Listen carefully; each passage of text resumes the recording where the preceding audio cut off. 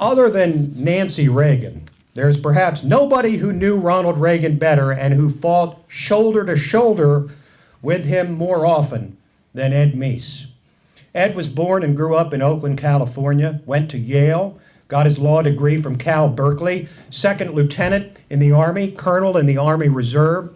He rose to chief of staff for Governor Ronald Reagan, head of Reagan's transition team, top advisor to the president, and of course, the 75th Attorney General of the United States. But he was also chief of staff for the 1980 Reagan presidential campaign. And we're all waiting, Ed, to see if you're going to tell us to expect an outcome similar to 1980 on Tuesday. Without further ado, ladies and gentlemen, Ed Meese. You know, it was quite different in 1980, by the way. Jimmy Carter got the word early on Election Day, if you remember, and it was 8:30 Washington time when he learned that he had lost. And he immediately conceded. As a matter of fact, it was 5:30 California time. We were in California.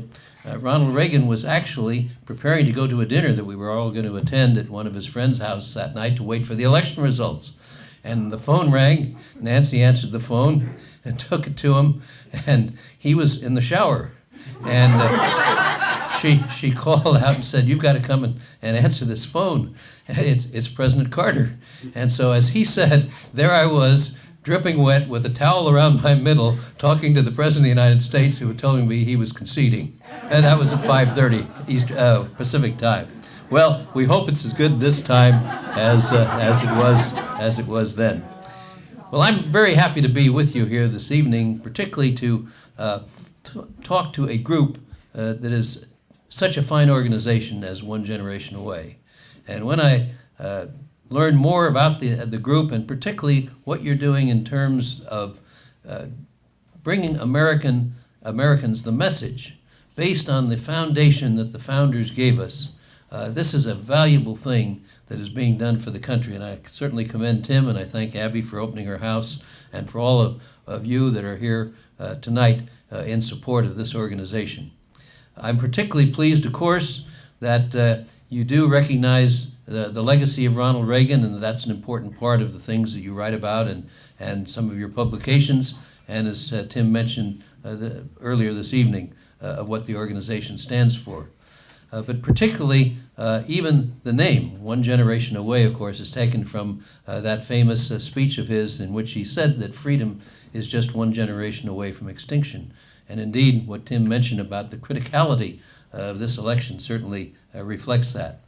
I also want to commend the organization for what you're doing on your Cornerstone project and the idea of taking the Federalist Papers, which is the greatest explanation of how a free people can run a government that comports with what the Declaration of Independence says is the only basis for a legitimate government, and that is following the consent of the governed. And the Federalist Papers are an excellent way in which how you do that is portrayed, and it really is the fundamental precepts on which our government, our national government, is founded. So the idea of taking that and putting it in a form that will be attractive and able to be understood by young people, particularly high school young people, is a great project, and I certainly commend Tim and the others for that.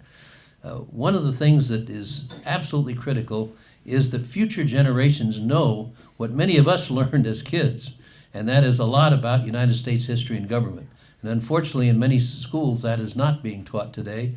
It's interesting, the Institute for Intercollegiate Studies Institute did a civic literacy test all over the country. I think it was thousands of young people that were tested on what they knew about United States history and government and the principles of the Constitution. And it was remarkable that not only in high school graduates, but people who graduated from college were almost illiterate in key aspects of the Constitution and the American government. So this project is a tremendous one. Well, as you heard, I've been asked to talk a little bit about 1960 and perhaps compare and contrast it to where we are today. One of the things that I've noticed in this campaign, which has absorbed everyone, has been, it's even permeated apparently down to elementary school levels.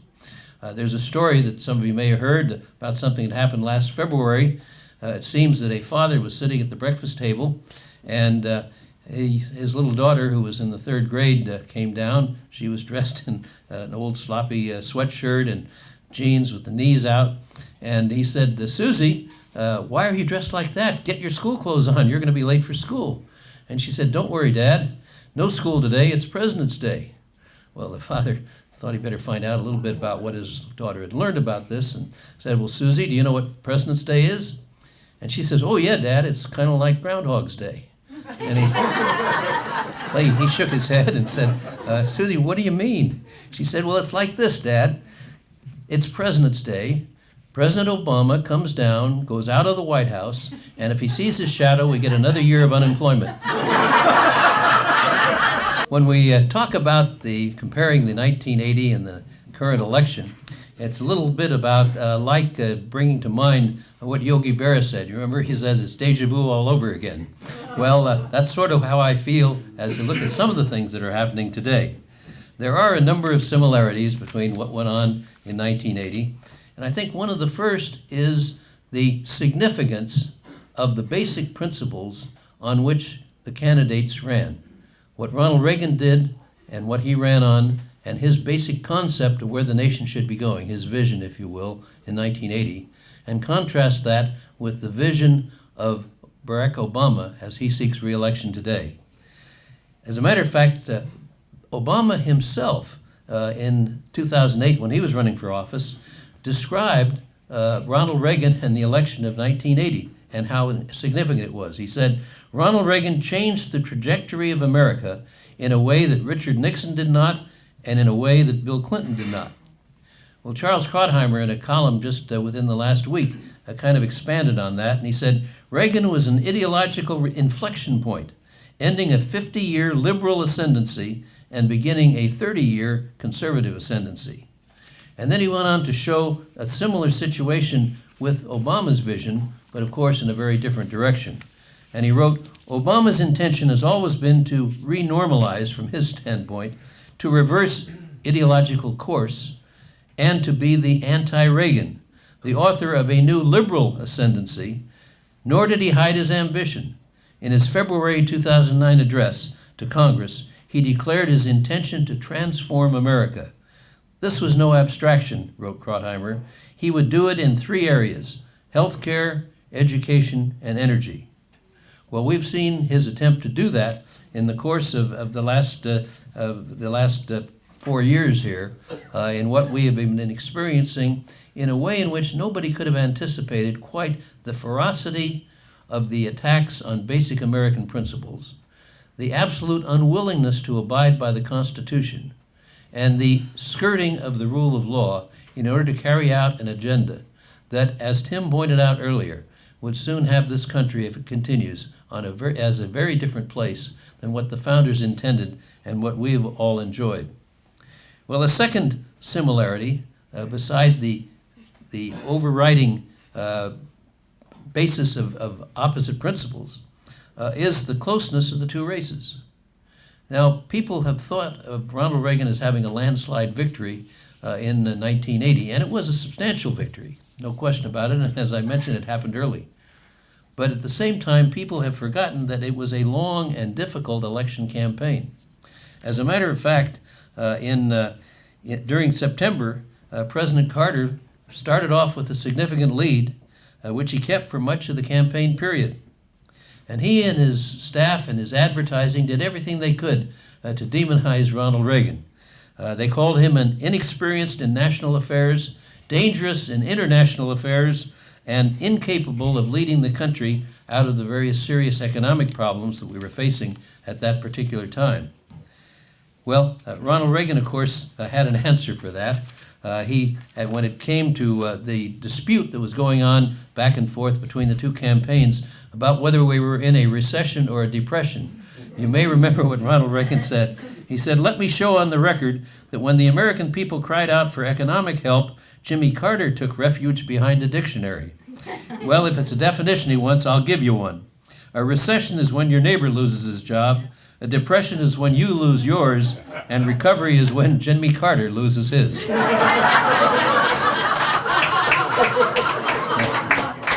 Well, we can only hope that something similar will happen today.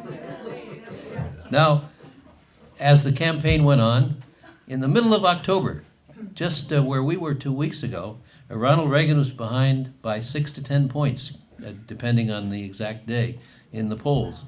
And our tracking polls continued that way, up and down, but never was he in the lead. And it came about, quite frankly, just in the last week, things started to really turn where we could be cautiously optimistic. And it wasn't really until the last weekend, Saturday and Sunday before the election, in which we were somewhat confident, at least there was reason to be reasonably hopeful that it would be a successful campaign and that Ronald Reagan would be elected. But it was that close all the way down to the end. Today, of course, we have an extremely close election. We have a situation where, depending on which poll you read and where the poll has been taken, you get conflicting results. I'm cautiously optimistic. We may want to talk about that in the question period later on. But I think it is important to do, as Tim suggested, everything we possibly can and to make sure of two things. Number one, that we do the maximum effort to get out the vote. And secondly, that we have the people, the poll watchers and the others, to make sure the other side can't cheat. Because I think that those are the two things that are going to make the difference in this campaign. Well, just as this year, the debate has been a very important thing. As a matter of fact, I remember in 1980, the night of the Al Smith dinner, you remember that was just a couple of weeks ago, the night of the Al Smith dinner, whether there would be a debate was still in doubt. There had not been a debate, and the question is, would Ronald Reagan agree to a debate with Jimmy Carter? There were some in the campaign, mostly people who didn't know Ronald Reagan that well, who had come into the campaign mostly from the East and hadn't had much experience with him, who thought he should not debate. They felt that Jimmy Carter, with his detailed knowledge of government, his kind of engineer's micromanagement techniques and all of that sort of thing, might be able to overwhelm Ronald Reagan with his knowledge and make it obvious that those attacks that he wasn't knowledgeable and so on would be evident to the American people. And so it went around. We got together the night of the dinner in the hotel room where the governor was staying there in New York. And for about an hour and a half, the 5 or 6 of us at the top of the campaign and Governor Reagan himself discussed this back and forth, whether he should debate or not. Finally, the governor stood up and he said, if I am going to ask the American people to trust me to be their leader for the next 4 years, I owe it to them to stand face to face with Jimmy Carter, and for that reason I'm going to go ahead and do the debate. Well, as we all know, that was a decisive turning point in that particular election in 1980. Ronald Reagan, of course, had been depicted not only by Carter but by the news media as a terrifying figure. He was called a hip-shooting cowboy from the West. He was called an actor, which of course he had been, as though that was a pejorative. And they tried to ridicule his strong stand against communism and say that that was dangerous and that he would be a warmonger and that he'd lead us into war. Well, by contrast, when Ronald Reagan got into the debate, of course, people saw the real Reagan. And they saw a man who was friendly and affable, a person who made sense with what he said, a person who was easily able to counter Carter on basic economic principles or anything else about the future, and of course had a sense of humor as well. You remember when Carter raised some issue there, some complaint that he had been making about Ronald Reagan, and Reagan just turned over and laughed and said, there you go again. And a few things like that, and people had a totally different picture. Well, I would suggest to you that the first debate this year was very similar, and with a very similar result for Mitt Romney. People had seen him only through the filter of the news media. And in the so-called mainstream news had depicted him in a very different way, as cold, heartless, someone who liked to fire people, someone who sent jobs overseas, all the different things they said about him, most of which were either distortions of the truth or not true at all. And so, as a result, when he was able to portray himself as he really is, as a man of stature, a man who looked presidential, a man who had command of the facts, and by contrast, you saw President Obama not looking presidential, which is probably a charitable way of phrasing it. I think that really jump-started the Romney campaign, and of course things have been on the upswing ever since. I would say that this illustrates, I think, the way in which, in both cases, the media was able to shape the public knowledge of the candidate, illustrates another similarity, and that is the role, unfortunately, the detrimental role of biased media coverage. There is one difference, though. I think today the media is much worse even than it was in 1980. Let me give you an example that kind of illustrates this. It comes out of yesterday's newspaper. This is the campaign insert from the Washington Post, and the campaign insert, and I know some of you can't see this, but I'll describe it. Fully a half page is devoted to Obama, signs of Obama, a depiction of the office in which Obama volunteers are working, but it's definitely a puff piece for Obama in that half page. Then the second thing on the page is a picture here that's roughly 8 inches by about 6 inches. This other one being, as I say, half the newspaper. This one is a lady who's standing behind a sunset, and she's not going to vote for either one. And then down in the corner here, measuring 3.5 by 2.5 inches, or excuse me, 5.5 by 3 inches, is not even a Romney sign, but a sign by a Romney advocate in which he's taken the Obama sign, and instead of putting the words hope with the Obama's little sunset or whatever that is there on his logo, and it says, instead of hope, it says nope. But that's all. Now, and then I actually did a page count. I got out my ruler, and the difference is 108 column inches for Obama, 10.3 column inches for Mitt Romney. In other words, a ratio of 10 to 1. And of course, the article that goes with it has the same proportion in terms of each of the candidates in there. Here you have documentary evidence of news media bias. Well, I must say, though, that I think there is one thing that gives us hope. And that is, in this campaign, we have some resources that we didn't have 3 decades ago. And that is, today we have things like Fox News, we have talk radio, none of which were in evidence in 1980, and we also have something that is new, and that is the internet. Now, this is a two-edged sword because the other side uses it too, but social media has been used very effectively in this campaign, particularly to reach young people, and our folks have made good use of that particular medium. And so it's given us some resources then to refute the propaganda that goes forward on the left. Well, I know that it's your habit here after a few remarks like this to go to questions, and I want to go to that part of the program so that I can get to answer what's on your mind. Let me just say, though, that I think there are 5 things to keep in mind as you talk to others and as you help them to judge the candidates as you have time tomorrow and Monday and when people have questions. There are 5 things that separate the 2 candidates dramatically and also affect the future that Tim was talking about. The first, obviously, is the economy. You know, Ronald Reagan had a program for the economy he talked about in the campaign, as you remember, reducing tax rates across the board, no class warfare in that. Secondly, reducing unnecessary regulations. Thirdly, working to keep stable monetary policies. And fourth, slowing the growth of federal spending. And as a result, we had, by 1984, 4 years in, same place we are in Obama's term today, we had, as Tim mentioned, we had the start of the strongest and longest period of economic growth in the history of the country. Today, of course, we have something quite different.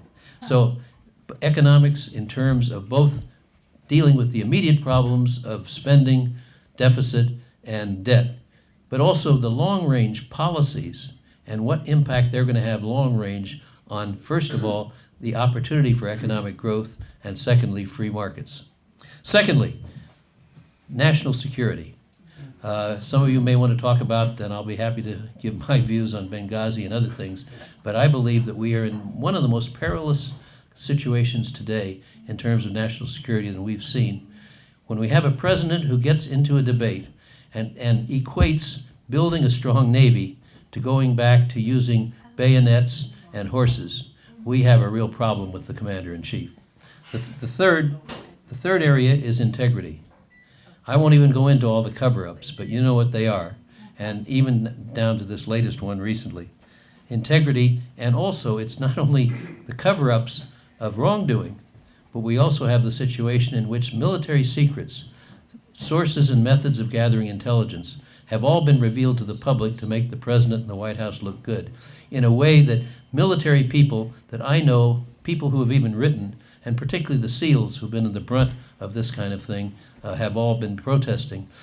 The fact that they provided information on how they rented the house across from where bin Laden was staying, those are the little things that everybody says, well, people knew about that. Well, people didn't know about that, or if they suspected it, this confirmed it. And of course, that tactic will not be possible again. Secondly, the fact that they gave up that doctor who helped them, who is now in prison in Pakistan, is not only revelation of secrets, but an absolute despicable thing to do to a person who tried to help our people. A fourth thing is the impact of the respective views of the candidates on our culture. This isn't just economic, national security, or governmental. There's a real fight for the culture. It's another half-hour speech that I'm not going to inflict on you, but it's a very important part of what the candidates stand for in this regard in terms of religion, morality, and traditional American values. And finally, constitutional government, I believe, is in jeopardy today. And so that's the fifth criterion that I would suggest to you to keep in mind. Well, I'm glad to expand on any of these topics as we go into the question and answer period. But in closing, let me just return to Charles Krauthammer, because I think he echoed almost exactly what Tim said earlier. He said, every 4 years we're told that the coming election is the most important of one's life. This time it might actually be true. At stake is the relation between citizens and the state, the very nature of the American social contract. And that's what the stakes are, ladies and gentlemen. Thank you.